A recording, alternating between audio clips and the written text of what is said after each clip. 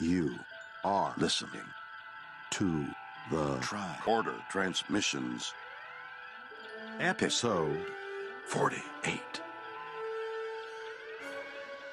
And now, here are Craig and Jeff.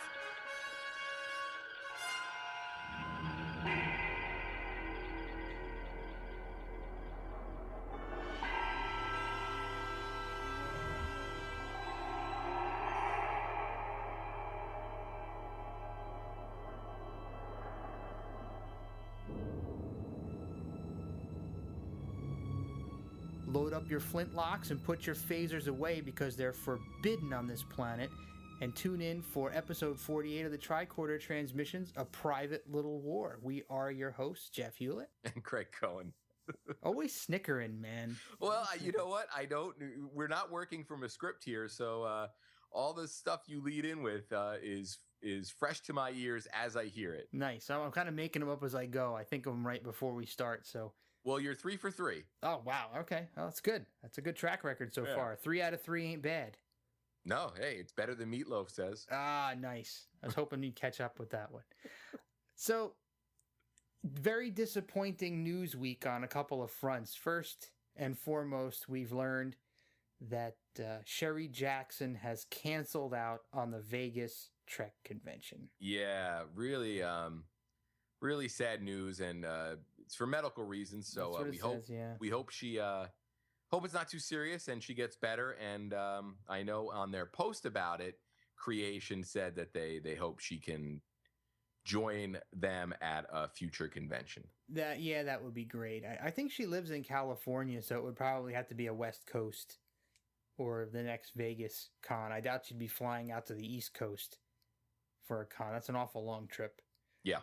But hopefully next year, or maybe for the 50th anniversary con, they'll have her on board. That would be pretty cool. I spent a good part of the morning commiserating with the guys from 5 Year Mission. Yeah, they were going to play their tune for her. They were going to play What Are Little Girls Made Of? Yeah. That's a shame. I know they were really looking forward to that. So we're going to commiserate over a couple of brews when we get out there, we've decided. Yeah. But they talked me down from the ledge. I was ready to sell my tickets and cash in my plane voucher. I was going to cancel out. But they talked me into staying, so I'll still be there. Craig won't be flying solo. So I caught wind of this a couple of hours ago, just before we were getting ready to record this. And this is something that I dreaded happening. And I knew someday it was going to happen and it would be unavoidable. But it looks like a barrier in Trek has been crossed. Uh-oh. There is a new comic, IDW Trek comic coming out where they cross the JJ universe and Q. Man, I'm telling you. I don't like that. Me neither. I like the fact that Q was separate from the original series universe. I'm not going to say anything bad about Q. He had some interesting moments, but I just don't think that he necessarily belongs with the original series. Agreed. And if a show like Enterprise didn't even utilize him, it shows that he wasn't really interested in that time period per se. Yeah, exactly. But I will say the only thing that intrigues me about it is maybe seeing a Q versus Spock moment. That would be kind of cool. See if Spock could outsmart him or something of that nature. But still, I'm not entirely comfortable with Q being brought into that time period. And strangely, it's in the alternate universe as well. So he had no desire to take part in the original timeline, but now that things are altered, now he's interested. Yeah, maybe that piqued his interest. Yeah, maybe. So that'll be Star Trek number 35, written by Mike Johnson, and the issue will sell for $4 US. So should be coming out, and maybe a multi-story arc. So yeah, it's amazing. We went to a comic store the other day looking for The City on the Edge of Forever, and we were both surprised at the amount of Star Trek books that are out there. Yeah. They had a whole shelf devoted to Doctor Who, Star Wars, and Star Trek. and there were probably a dozen Star Trek titles. Yeah, I was pretty surprised by that. I must confess to the listening audience that I am not up to speed on the various Trek comic series. I've seen on and off issues here and there, but I am in no way, shape, or form knowledgeable on all of the different universes and things that are explored in the different series. Yeah, and they even had like those photo sequels that they used photos from the original series and created sequel episodes, quote unquote, from them. Yeah, that was pretty neat. Yeah, so shots from the series with like thought bubbles. I know there was the one that was on the shelves when we were there was like a Mirror sequel, I think. Yeah. I think it was written by John Byrne as well, which was kind of neat. He's a pretty big comics name. Yeah, I was thinking about down the road maybe seeing if they had any trades and picking a few of those up just for fun. Yeah. Well, the single issue buying plan is a big money suck. Yeah, it is. Well, to wrap this news item up, would you like me to read the plot synopsis of this comic? Oh, please. All right, you ready? Hold on to your seat. The crew of the new Star Trek film franchise encounters the classic Trek villain Q for the first time. The mysterious Q sends James T. Kirk on a quest that will see the Enterprise joining forces with familiar faces from Star Trek lore, beginning with the crew of a certain space station. So, sounds DS9 like... crossover? Yeah. Yeah. Okay, well, enough of that. I can't wait to talk to Vernon about this. It's going to be a hell of a lot of fun. You're going to have to set aside a good couple of hours when we're in Vegas to hash all that out with Vernon, I'm sure. Oh, absolutely. That will be an hour or so conversation in itself, I'm sure. So that will be a fun one. Maybe we'll have him talk about it on the show at some point. Or we'll record that conversation for an intro. Oh, sure. It's definitely possible. Yeah. All right. You ready to jump into the Private Little War? Yeah, let's do it. All right. So, Private Little War aired on February 2 of 1968. Remaster May 17th of 2008. From the NBC press release issued January 3rd, 1968. An inhabitant of the imperialistic planet Klingon is sent to execute the takeover of peaceful primitive Neural, forcing Captain Kirk to wage a private little war on NBC television network Star Trek Colorcast of Friday, February 2nd. Okay, and we will get started with our scene-specific commentary in 3, 2, 1. Look at that, another Class M planet. Yeah, I really like that planet view. That looks really cool and sharp. Yeah, and we've got on-location outdoor shooting. Yes, and that to me is awesome. Is this the first time we've seen, in my memory, this may be the first time I've seen any sort of acknowledgement that drugs and medicines on the Enterprise are actually synthesized from harvested organic matter. I thought they were just, just kind of produced like food was, where they just come out of a machine, right? Yeah. So McCoy says that, he's scouting herbs for medicinal purposes for Starfleet. Yeah. So interesting that they're still basing medicines on herbs, natural remedies and things. Yeah, that was something I hadn't thought about.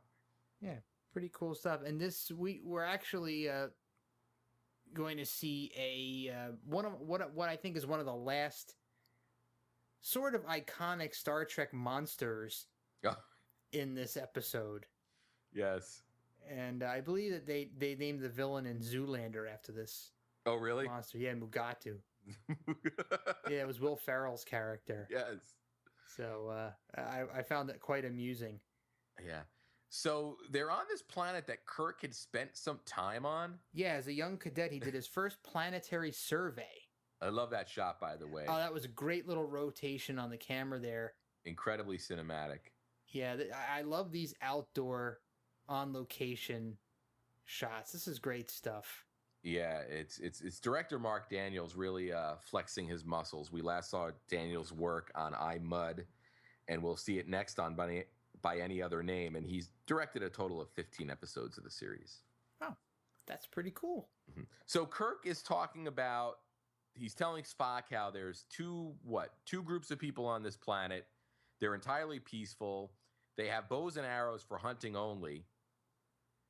Yes. Yet they've beamed down and they notice a guy with a gun. Yes, and Kirk whips out his phaser, and we have a kind of an acknowledgement by Spock that phasers are forbidden, giving more a nod to the non-interference policy that we've been hearing a lot about lately. Mm-hmm. So this is, they'll refer to these rifles as flintlocks, but the flintlock is just the firing mechanism, actually, and just as a frame of reference, I kind of looked into this a little bit. The flintlock was actually invented in 1610. Okay. Our time. In France by Marin Le Bourgeois. Nice. And he made it for King Louis XIII shortly after he took the throne. Okay. So flintlock goes back a long way, actually quite farther than the time period that this civilization seems to be in parallel with. Yeah. So Spock has been shot by a flintlock, and the green blood is there. So yeah, and great he takes continuity. A direct shot in the back that creates a wound in his chest, which on you or me would probably be our heart. Yes. And he doesn't die. So very interesting, and we'll learn more about that later. In the original story outline, Kirk was shot there. Oh. And it was discussed that would be too severe of a wound to be healed later on in this episode. So they subbed out Spock and had Kirk injured by the Mugata. That's actually a really good plan, because it's you can easily explain away that it wasn't a vital organ for Spock. That's McCoy will actually say that once we come back from the intro. Interestingly enough, did you notice that when they were beaming up from the planet, the equipment that McCoy had also beamed up, but it did not have the standard fuzzy effect applied over it? Oh, no, I didn't catch that. Yeah, and watch when they beam in after the flybys here in the credits, they'll have the sparkly stuff, but the machinery behind McCoy's feet will not. Okay. So check that. I thought that was kind of neat that they didn't add that effect. Yeah. You should be seeing it. Now watch, here comes Oh, yeah. It just faded in, right? Just faded in, yeah. I guess it doesn't have, I don't know. Yeah, kind of. And look at that, a gurney. Yeah. That amazes me that they actually have a real hospital gurney on the Enterprise instead of some sort of hovering solution, you know? Totally. Yeah. So we learned that his heart is where his liver is on humans. Yeah, pretty cool. There's a little that, Vulcan physiology lesson here. And we've got the introduction of I guess what was anticipated to be a new character. Yeah, and he actually only appears in twice. One other episode, yeah. So Dr. Mbenga. So he was a Starfleet medical officer who served on the Enterprise during the original 5-year mission, supposedly. And in the event that McCoy was absent, Mbenga became the chief medical officer. He was the replacement when McCoy was on shore leave or was unavailable. So we're just finding out who takes over for McCoy when he's on away missions or is otherwise occupied. Yeah. And the actor, Booker Bradshaw, seemed to play a lot of doctors. That same year, he played a doctor on Tarzan and the girl from Uncle. So nice. It seems like if they needed a doctor, he was your man. Yes, and we will not see him again on the original series until the 3rd season episode, That Which Survives. Yep. So keep an eye out for him then. And the Klingons are back. Yeah. Yeah. So we haven't seen them since the Tribbles. So a few episodes ago. Yeah, and one thing I think is interesting here is the Enterprise has spotted a Klingon bird of prey, but they have not been spotted right. by the Klingons. Right, so they're kind of hiding around the other side of the planet. Yeah, but that also kind of made me think about how they see in space, if you will. Whereas it seems like nowadays we have systems designed where you're doing everything, it's radar based. Right. It just seemed interesting to me that in space, and this was totally explored in like The Wrath of Khan and movies like that, where they made these look like battles at the high seas. But it really seems like they are at sea here, where you're sort of limited to what you can see. Yeah, and I think if you use the radar type concept, if they were on the other side of a planetary body, they may be shielded from any sort of direct detection via any sort of frequency, radiation, or signals of any kind. So it's plausible. Yeah. That if they came, but that doesn't really explain how the Enterprise detected the Klingons, if that were the case. Well, that's because Scotty's a boss. Well, yeah, pretty much. So we're also finding out here that Dr. Mbenga studied on Vulcan. He's an expert in Vulcan medicine. So convenient, very for convenient that he happens to be there. Speaking of convenience, once again, Sulu is not here. Just for mentioning, that's not a surprise anymore, is it? No. But I thought it was kind of convenient. Kirk gets up to the bridge a minute ago, and he calls down to sickbay, apparently to check on Mr. Scott's condition, and McCoy is not too busy to answer the phone. Yeah. Spock is on his deathbed here, as far as they know, and McCoy is able to calmly answer the phone when Kirk calls down. Oh, it's funny. And we also got a time frame reference. So Kirk said that he spent time on the planet, and now he also said that he left the planet 13 years ago. So we actually have some Kirk backstory with a concrete amount of time attached to it, which is kind of cool. Yeah, so this is after he spent time on that other planet with Kodos. Exactly. So, there's a nice shot of the Klingon bird of prey, by the way.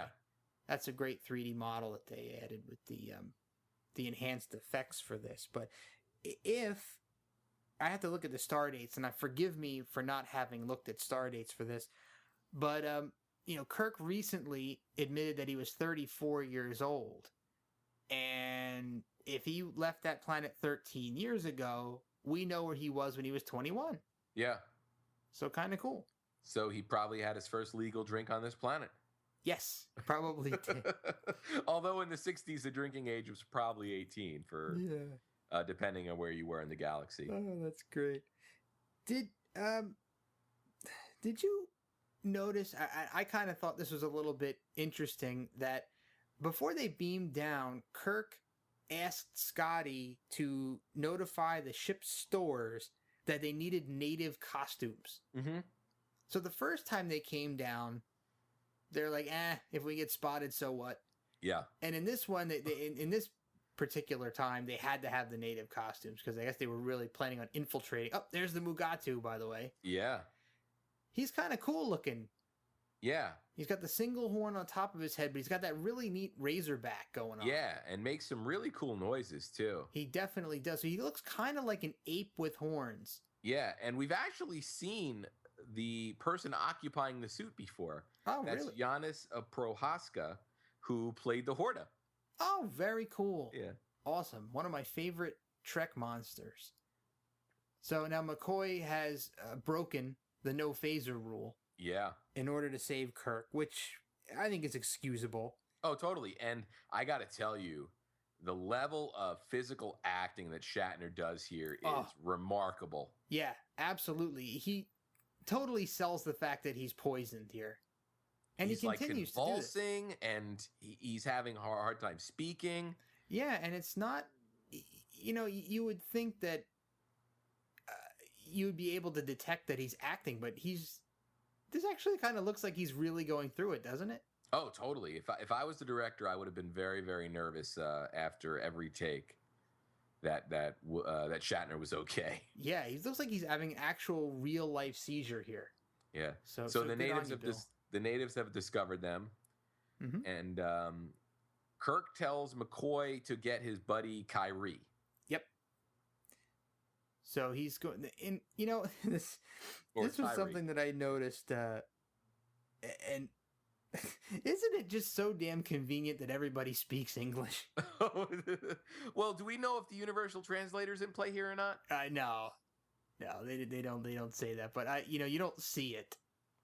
So unless they've got the Babel fish in their ear, I don't know if you can really say that that the universal translator is being used. So, a couple of points from earlier on that I just wanted to throw out there. When the doctors are taking a look at Spock, and he's kind of laying there underneath the blanket, they say, interestingly enough, that they have no replacement organs on board the ship. Yeah. I thought that was interesting, and his Vulcan physiology will have to do the recovery work for him. Yeah. And they don't know whether or not that's going to pan out. But I thought it was interesting that they made the remark that there are no replacement organs available on the ship. So they usually stock human organs? I don't know how you could, because unless they've really, really advanced, you can't really keep organs on ice too long. No. Well, I mean, I guess you have to imagine in the future they may have some other methodologies, or they have some synthetic organs of some kind. Yeah. Yeah. And there was another really great relationship building expose between Kirk and McCoy when Kirk wants McCoy to beam down to the planet, and McCoy doesn't want to leave Spock's side. Yeah. And Kirk says he needs somebody whose advice he trusts as much as Spock's.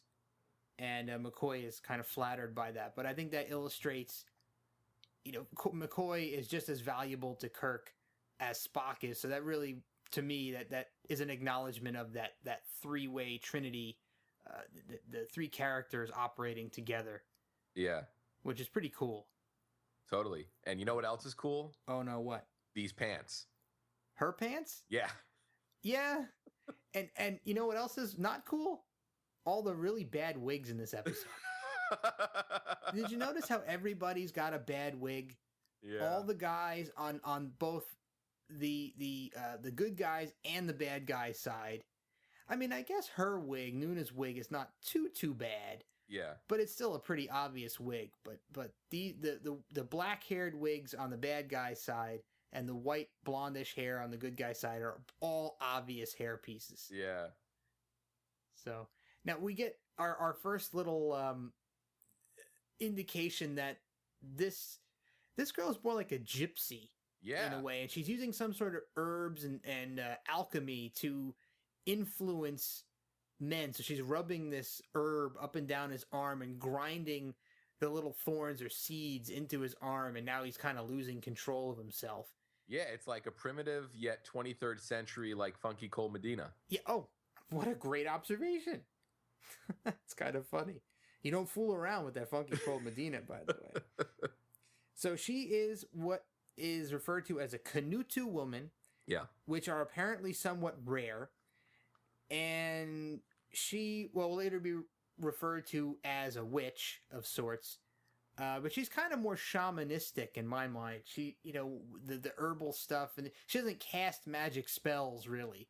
Yeah. She just uses what's available, her study of herbology and the local flora, gives her the ability to, have any sort of effects that she wants. Yeah, and that's actress Nancy Kovac, born in 1935.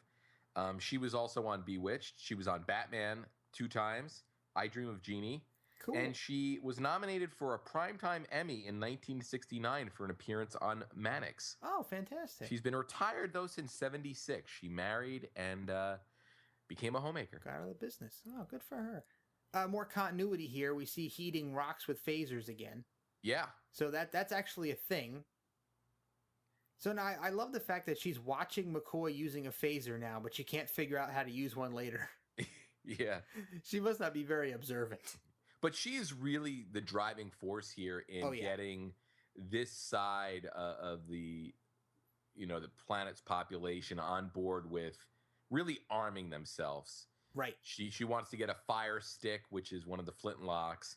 But now it seems like with her eyes on these phasers, they look like they're a lot more powerful. Yeah, she's going to up the game. Well, apparently Tyree has mentioned Kirk over the years to her, so she has some passing knowledge of him, and now she's going to use her influence over her husband, Tyree, to pry more information about Kirk out of him. So she's claiming that in order to cure his Mugatu poisoning, she's got to know all sorts of intimate details about who Kirk is, where he comes from, and all that kind of thing, which kind of doesn't make a hell of a lot of sense.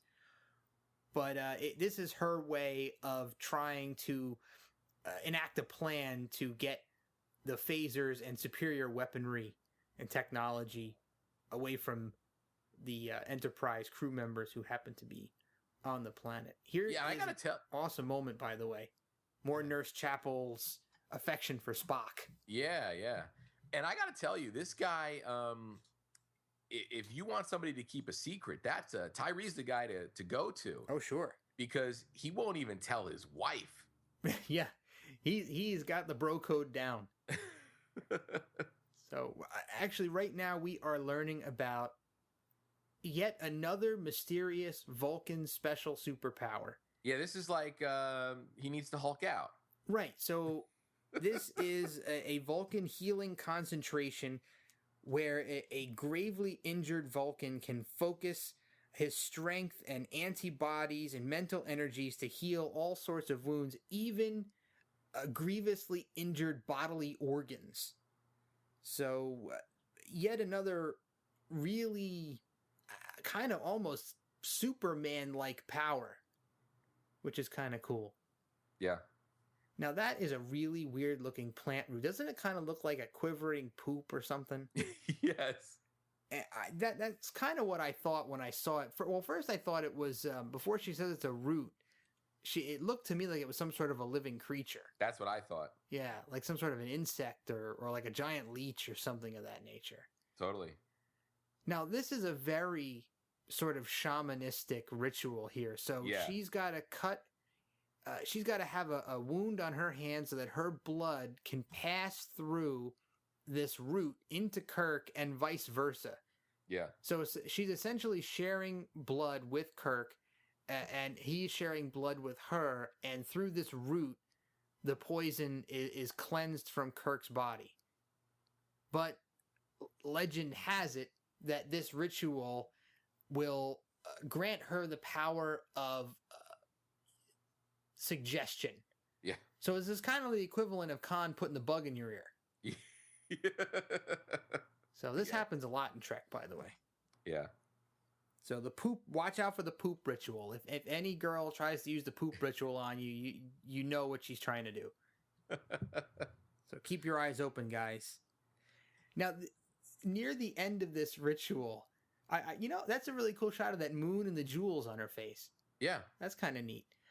So she's kind of, you get a little bit of a glimpse from what she's saying, what she's really doing. God, that wig is terrible. Yeah, it's pretty bad. But your soul and mine. So she's kind of uttering about, their souls somehow being joined. So you're getting a little foreshadow of what's to come. But now near the end of this ritual coming up here, I didn't kind of understand why they did this, but Tyree bangs on a bongo drum. Okay. Or some sort of a drum, and I wasn't sure what that was supposed to be. So here he goes. He bangs on that drum. Like, what purpose does that serve? Is it just like a kind of a musical ending? Well, it's for when 5-Year Mission makes their video for this song. Oh, they got to do that. I'm sure they'll use the shot of him banging the bongo. Oh, and they've got to use the actual bongo in the tune. Some kind of island thing, maybe. Or tribal drums in the background. So, I don't know. I thought that was kind of a strange thing. Yeah. And Kirk's back. He says he feels like he's waking up from a dream. Yes. Yes. Is this the first and only episode where both Kirk and Spock both bleed in the same episode? Well, Amok Time, do they both get injured in that? I don't think Spock bleeds in that. Okay. Yeah, no, you might be right. Yeah, that's kind of a far-fetched first, but I kind of thought to myself, it's kind of weird. There's a lot of blood shed by main characters in this episode. Yeah. Yeah. So now McCoy has realized that Kirk's wound and Nuna's wound are both healed through this ritual. So he's kind of mystified. Oh, it's the Monko root, by the way. And now she's kind of giving him the reveal that Kirk belongs to her now. Yeah. Through this ritual. So McCoy you almost have to wonder, though, stuff. if that's a binding ritual, considering that Kirk's not a native of that planet. Well, I think it's because she has some sort of mysticism about her. It's more... Tyree is saying it's only legend, but I think it's supposed to have something to do with whatever mystical transference just happened. So it's not like she can just tell him what to do like he's some sort of a zombie, but she has some sort of an influence over him that we'll see enacted in a little while. It doesn't seem to be, akin to total mind control. Yeah. But it's more of controlling him through some sort of sexual drive. Right. Kind of like she controls Tyree with that root or that plant she was rubbing on his arm that made him go crazy. But she's going to do something similar to Kirk later. Yeah. So I think we should talk real quick about the writing of this episode, because it's one of those rare instances where Gene Roddenberry wrote the teleplay. Oh. And it's based on a story by Don Ingalls, who disapproved of a lot of the changes they made and took the credit of Judd Crucis. And Don Ingalls also wrote The Alternative Factor. But apparently his original story treatment was a much greater allegory for the conflict in Vietnam. Right. Yep. I remember reading that about this. It was supposed to be a nod to... Yeah, and he was unhappy with, I guess, all that being sort of stripped from the script when Roddenberry did his teleplay, and Don Ingalls decided to remove his name. Oh. Well, that's a shame.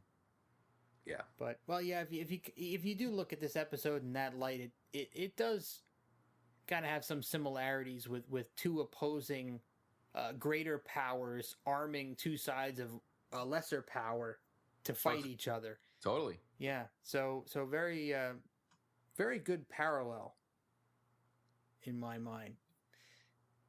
So interesting. Everybody is conscious again, and we have a little Kirk and Tyree reunion. And actually the original story treatment was titled Tyree's Woman. Really? So that's kind of neat. When you mentioned Tyree, it made me think of that. Oh, well, it's interesting because if it had been named Tyree's Woman, you would think Mud might show up at some point. But so we can see here that we've got a bit of a conflict building between Tyree and Nuna, who Tyree doesn't want to kill at this point. Yeah. But Nuna is very insistent that they need weapons to be able to fight off the villagers. This is a pretty cool sequence here with Spock in the bed. I love that he tells Nurse Chapel if Spock wakes up at all to call him, but to do whatever Spock tells her to do. Yeah. She's like, And she's a little confused by that, but it's a very strange thing to say, and I guess that speaks to Dr. Mbenga's knowledge of this, Vulcan ability, so that when they come close to consciousness, he's going to need some help coming fully conscious. Yeah. So we'll see the results of that in a little bit, but I thought that was kind of interesting that they threw that bit in there. So you're getting little glimpses of what's going on with Spock, and you're getting longer pieces of what's going on down on the planet. But I guess they wanted to keep the audience abreast of Spock's condition. Yeah, I guess that's the real ticking time bomb of this episode. Yeah, pretty much. So now, this scene between Kirk McCoy and Tyree and Nuna, this is another one of those moments that I found myself thinking, if Kirk just approached this bit of conflict in a slightly different way, he could have just easily diffused her and the situation long enough to, get the Enterprise into action and maybe go and take the guns from the other villagers and just be done with it, right? And disarm them and then be finished. But, he kind of antagonizes Nuna a little more and almost creates what follows, by just outright defying them, these weapons at the outlet. I mean, she wants more powerful weapons. And he's just like, no, we can't do that, and gives you a bit of Earth's weapon violence history. And you would think that Kirk, in all of his experience, would think of, like a white lie or something, just to get her, just to placate her, until they could do something. Because obviously this chick has some sort of spiritual abilities, and there's a very tense situation going on here. And, she's liable to fly off the handle, which she does. Oh, yeah. So, I mean, he could have just easily said something like, hey, listen, our ship had to break off for an hour or 2 or 3, and they're going to come back, and once they do, then we can proceed with this plan, right? Yeah. It could have been something that easy or that simple, but, Kirk, instead of diffusing, almost creates the rest of the tension in this episode, in this one scene. He could have easily just said, hey, listen, when the Enterprise is back in orbit, we will, we'll beam down a bunch of guys in native clothing. We'll go into the other village. We'll stun everybody. We'll take all the weapons away, and that'll be that. Yeah. I mean, how easy is that? Oh, yeah. I mean, they could even probably go in and stun everybody without even really being seen. Yeah. But, or actually, we just saw in the piece of the action that they could do an area-wide stun from the Enterprise. Oh, yeah. Easy peasy. Right? Stun the whole village, walk in there, get everything, and leave. Yep. Nobody would be the wiser. Blow up the Klingon ship on the way out for good measure. Clean, no fuss, no muss. Yeah. But I guess then we wouldn't have an episode to talk about. Oh, it's funny. But it's surprising that Tyree and Nona would have made a connection when they seem so opposed on their viewpoint when it comes to relations with other tribes. Yeah, well, she seems to me like the kind of chick who wants, to be with a leader or a powerful guy, right? She wants to be with someone who commands, other people or some sort of power. So I guess maybe he was an easy target, and that she feels like she could have more easily manipulated him, or we'll find out later that the other tribe the villagers are a little more distrusting towards the witch ladies of that planet. So maybe she made a tactical decision. Yeah. So Tyree and Kirk and McCoy are infiltrating the other village in order to gain some evidence to what's going on and where they got these weapons. So Kirk has surmised that the Klingons have something to do with this, but he has no concrete evidence yet. So that's what they're going in for. Mm-hmm. So they're kind of knocking a couple guys out and searching around for how they're making the weapons. Because Tyree said that he saw them manufacturing the weapons in the other village, and now we've got Krell. Yeah, a Klingon that looks like a Klingon should on the original series. Oh, sure. Honest to goodness Klingon. Yeah, they got their act back together after Tribbles. Oh, big time. He's got the facial hair is great. And look at the bad wig on this leader from the other side. He is horrible. It looks like the wig that Pedro wore in Napoleon Dynamite. Oh my God, that's perfect. Absolutely right. So now we're learning for sure that the Klingons are slowly and incrementally upgrading these weapons. So, and he's promising when they return again, they'll give him yet another upgrade that'll make the rifle shoot farther and straighter.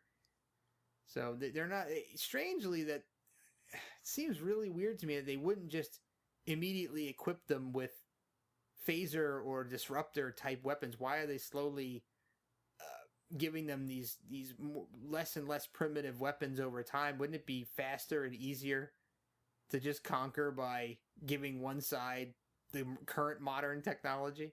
Yeah, I guess. But I guess at the same time, they want to sort of keep control of, like a good pusher will. Yeah. Keep them wanting and depending on you. That makes sense. I almost wonder, though, how many times throughout the course of Klingon existence they were going to other planets in the galaxy and sort of changing the balance of power. Yeah, kind of messing around. But this can't be an isolated incident. No, but does it strike you as odd at all that the Klingons are giving these people Earth technologies? Yeah. I mean, these are... I was just saying how the flintlock was developed and first introduced in 1610 in France. It seems highly unlikely that the Klingons would develop the exact same type of mechanism for guns. Yeah, and it seems like Klingons, a lot of their society is based on, blunt and bladed weapons. Right, a lot of hand-to-hand combat. In fact, I would wager that the Klingons find it far more honorable to fight with hand-to-hand and blunt and bladed weapons as opposed to just shooting everybody. Oh, totally.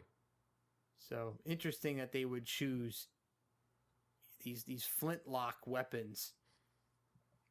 So that kind of struck me as a little bit odd as well. So once again, for the umpteen millionth time in Trek, McCoy and Kirk are captured, but only briefly. Yeah, the two guys that had captured them weren't equipped to deal with... the superior combat training. Yeah. A couple of rubes with bad wigs. Oh, man, that's great stuff.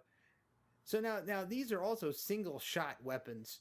Yeah. By the way, but you never see anybody with any sort of reloading device because they actually would need the rods and the pellets and the gunpowder. Oh, totally. And everything.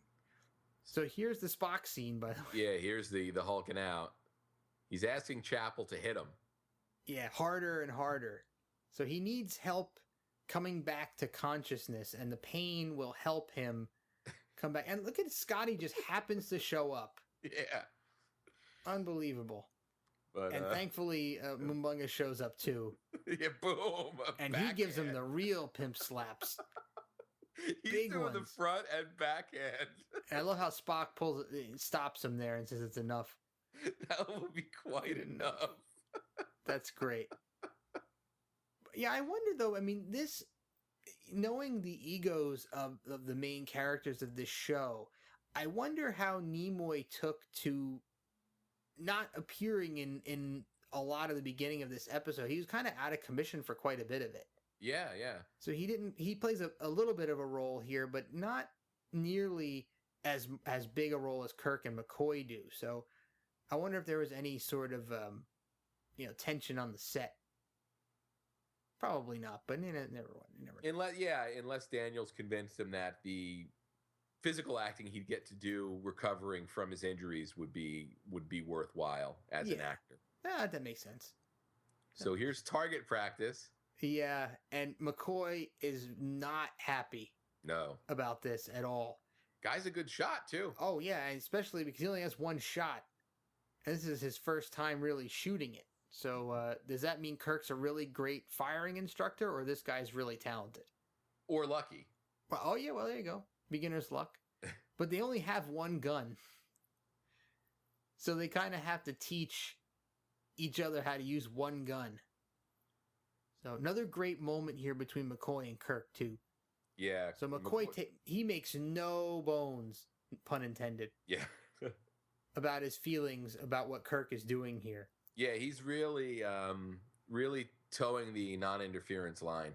Yeah, and Kirk once again is throwing it away by arming the other side, and he's going to use the justification that equalization, makes it right. So if they give equal technology to Tyree's tribe as the Klingons have given the villager tribe, that makes it okay. Yeah. I mean, it's hard to find fault with Kirk's argument. Because the water's already been muddied by the Klingons. Yeah. There's already been interference. Yeah, but I don't know. I think that, honestly, a better idea would have been to stun and disarm the other side and just vaporize the Klingons and be done with it.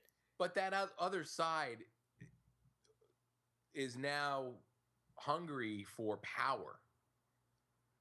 I don't think disarming them would prevent them from developing their own tech.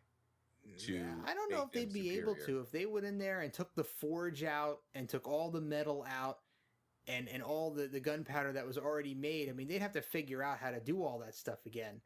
Yeah, but even if they started developing more distance weapons based on, the bow and arrow technology, creating crossbows or, slingshots or any other weapons, it almost seems like they've got a taste for it now. And you can't put that, the genie won't go back in the bottle. I don't know if I agree. I mean, if you evened it up that way and put the other side back to the same technology, they'd both be on the same ground for a while. It's not like they're going to reinvent all that stuff overnight. It's going to take a lot of time. And during that time, they're going to have to at least be more communicative with the other tribe. And they won't be able to just roll over them and take their stuff anymore. Yeah. They'll be back to bow and arrows again. So, I mean, in the intervening time, maybe even, Starfleet could send some diplomats or something to help them work out whatever it is after the fact. But go in there and take all the crap away. Yeah. Instead of what winds up happening, I mean, they create the same murderous hunger on both sides. And now you've taken what used to be a peaceful world and turned it into another warlike Earth clone. Yeah, yeah. Well, it's definitely an interesting debate. And sure. It almost seems like this would be a good debate to bring to Facebook after this episode goes up to see what the listeners out there think. So we'll have to remember maybe on Monday to pose the question out there, because I know I'm sure Matt's got some thoughts on it, and I know our buddy Ken will as well. So sure, and it may be a good super panel topic at some point. Oh yeah. So Spock fully recovered rather quickly, regrew his organs, and back at the helm of the Enterprise. But Kirk also mentioned something in that little argument with McCoy that made me think about another kind of offshoot Trek topic. He mentions the 20th century brush wars on Earth, on the Asian continent. So that made me wonder, I think this is something that we talked about a while ago, but at what point does Earth history in Trek divert from real Earth history in the real world? Obviously, guys like Abraham Lincoln also existed in the Star Trek Earth, but at what point does reality for the Trek crew and reality for you and me split? Sometime after 1930? Yeah, maybe. Because City on the Edge of Forever, they're using pretty much historical events from our timeline. Mm-hmm. Right? Because don't they say that Edith Keeler's involvement or her staying alive has an impact on World War II, right? Right. Yeah. Right. So yeah, it's got to be, I guess, the last half of the 20th century. Yep. Conveniently, I guess. Yeah, I wonder if anybody, I'm sure somebody out there's explored this already. Maybe there's a write-up somewhere. Yeah. And here's some great Tyree stuff here. Mm-hmm. Because Tyree is seeing Kirk being seduced with the Root. Yeah, now one would wonder, I mean, Tyree obviously knows what's going on here and has to understand that she's responsible for what's happening right now. Yeah, but it's hard. Jealousy is a tough thing, man. It is, but in this case, it's not like Kirk chose this to happen. And not only that, but she waves a leaf, a bunch of leaves in Kirk's face, and has him smell it and then asks him to do it again, wouldn't he by this point know not to do something like that? This is Kirk we're talking about, though. I mean, come on, doesn't he learn that lesson? How many times has he been duped? By some sort of alien flower or some sort of a easily telegraphed alien move. And here's talk the about telegraphing. Again. Yeah, he waited until she fell down. This whole sequence here is just odd. It is, and I don't think that. I was wondering what was Nuna's end game in this. Like, whatever it is, it totally backfired. Oh, yeah. Because, I mean, she got Kirk to make... I mean, I guess she was trying to get his phaser away from him. Yeah. Which she actually winds up doing, but it seems like, a really shame that the Mugatu had to come in and ruin that for her. Yeah. But maybe the Mugatu actually made it a little bit better. She like, oh, that's a shame. She hits Kirk with a rock. Yeah, and they cut away from it too, which I wonder if that was due to the network standards at the time. A rock to the back of the head like that, because they cut right before the hit. Yeah, they probably didn't want to display that kind of violence, but yeah, they have no problem showing the Mugatu C-blocking Kirk.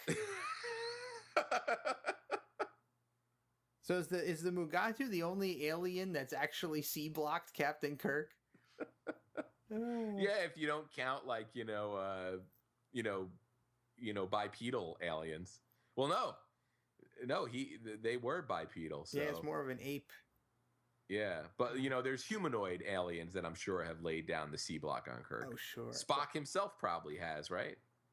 Yeah, definitely. Now here, once again, I have the same question. What's the end game? Is her end game here? I mean, why would she immediately seek out members of the enemy tribe and offer them the phaser? I think because she knows that Tyree doesn't have the stones to really be the man she wants him to be. Yeah, but I mean, it just seems weird. I mean, she wants the entire other tribe to die. It's weird to me. Yeah. I mean, obviously, she already has semi-control over Tyree. I mean, it's only a matter of time before she can convince him. Now, of course, immediately backfires on her. Yeah, and this is another really just weird choreographed sequence. It seems like there's a lot more going on here than needs to. Yeah, yet another bizarre sexual assault situation. I guess that's what it is, and I guess it's really hard to do that back then without being too explicit in what's implied to be happening. Yeah, I question the need for it at all. I mean, they could have easily just shot her and took the phaser. They shoot her anyway. Yeah. So, I mean, here she can't operate the phaser, obviously. She's trying and it won't work. And she's still trying to convince them. She's like, oh, this weapon is better than the fire stick. But these guys have no interest whatsoever. Yeah. And now they start trying to make out with her. It's so weird. Wouldn't it have been cool if Mickey Dolenz was one of these guys? Actually, I'm correct. I'll be corrected. She doesn't get shot. She gets stabbed. My apology. You're right. Yeah. But just in time, Tyree arrives to see her get stabbed. Oh, man. She gets...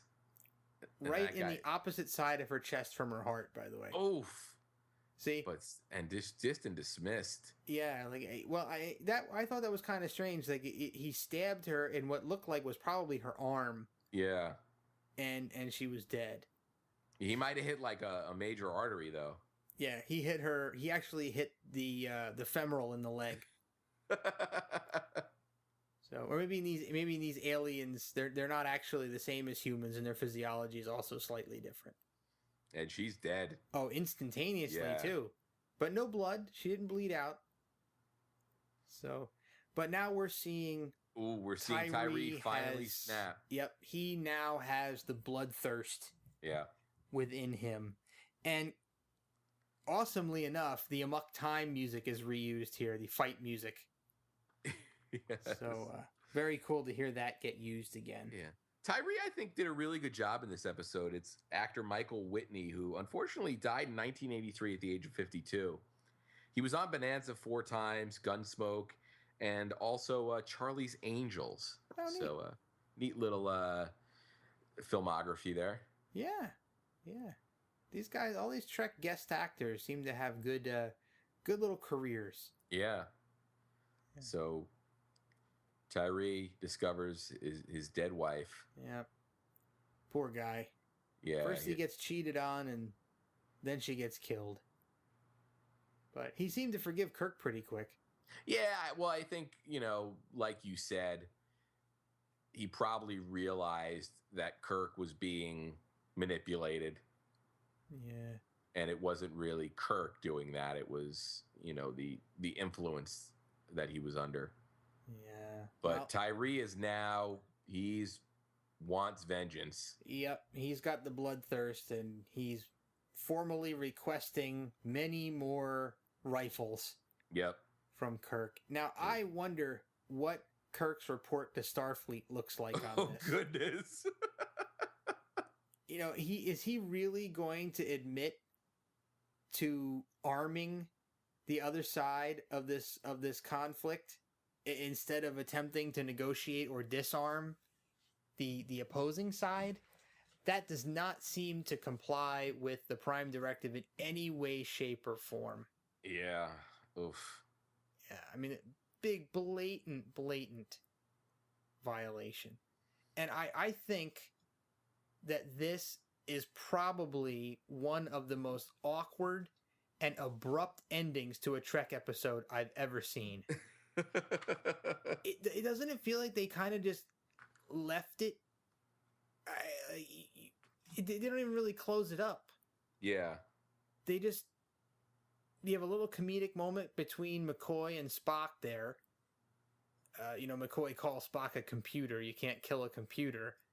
And then they beam out. Yeah. 100 flintlock rifles. Kirk makes another Garden of Eden reference, serpents for the Garden of Eden. Another biblical reference. And he asks Spock to beam them home. And that's pretty much it. Yeah. We're done.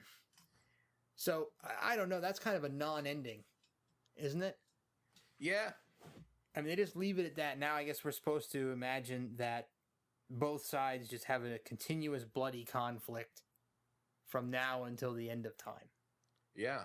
Pretty depressing. Just a little bit. Yeah, I wonder what the end game was there, what the end goal of this episode was. I guess it was a Vietnam parallel or commentary. Maybe they meant to leave it that way. So you had to use your imagination. Leave you with a thinker. So, time for our essential votes? Yeah. All right, go for it. I'll go if you want. Yeah, I'm going to say that there is enough going on in this episode for me to rule this essential. I think a lot of the Spock stuff we get with his physiology and the healing process, I think are important aspects.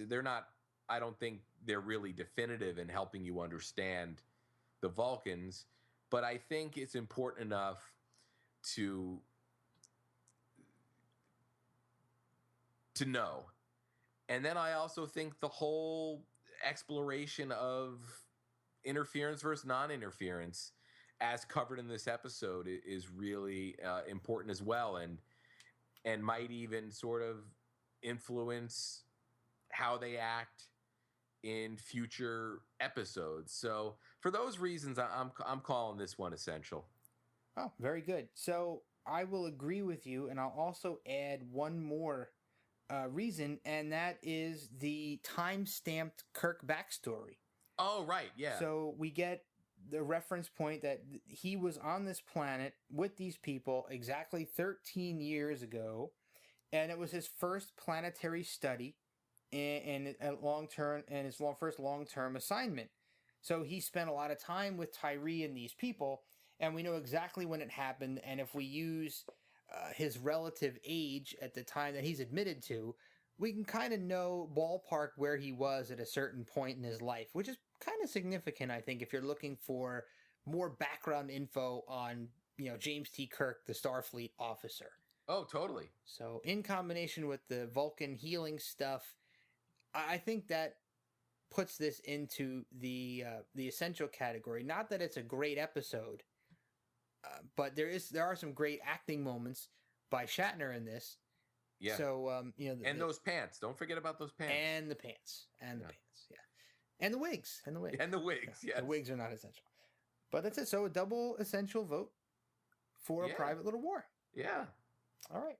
Fantastic. So we will see you next week on the Tricorder Transmissions next Sunday. So keep an eye out for the next episode. Thanks a lot for listening.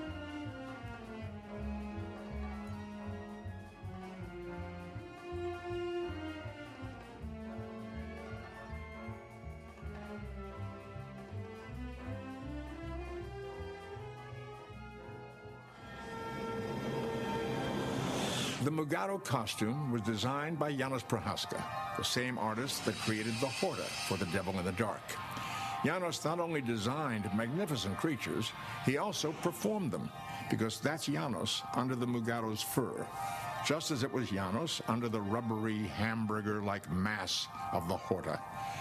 Janos had a way of creating creatures both familiar and yet exotic. Together with Hua Chang, who built not only our hand props, but also such interesting creatures as the Gorn and the Salt Vampire, the two gave Star Trek aliens that were as believable as they were frightening. Well done. The NBC News Department was in charge of doing news.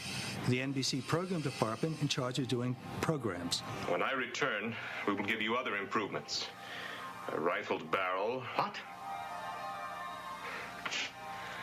A way to shoot further and straighter. When we started doing an episode that paralleled the Vietnamese War, the problem, the complaint from NBC, was not that they don't want anything done about the Vietnamese War, as has been written about and bandied around for years. Bones. Do you remember the 20th century brush wars on the Asian continent? Two giant powers involved, much like the Klingons and ourselves. Neither side felt that they could pull out. Yes, I remember. It went on bloody year after bloody year. The problem was that NBC News said, hold it, that's our venue. If you're anyone doing commentary about the Vietnamese War or current news problems, that's us. That's not you guys.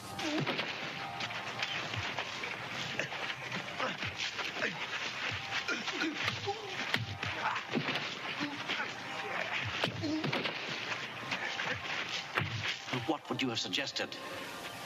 That one side arm its friends with an overpowering weapon?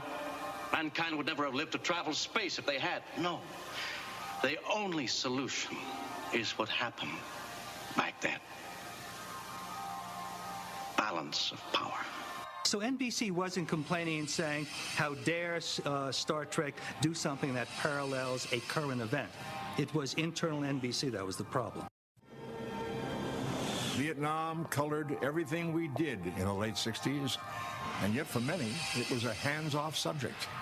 It was much too volatile an issue to be handled on primetime television. People didn't want to see the war. They wanted to be entertained. Fortunately, Star Trek had the ability to comment on the war in a subtle way by couching the subject in alien terms. It gave us the ability to editorialize like no other television show. It gave us the ability to bring the war into prime time and to say exactly how we felt about it.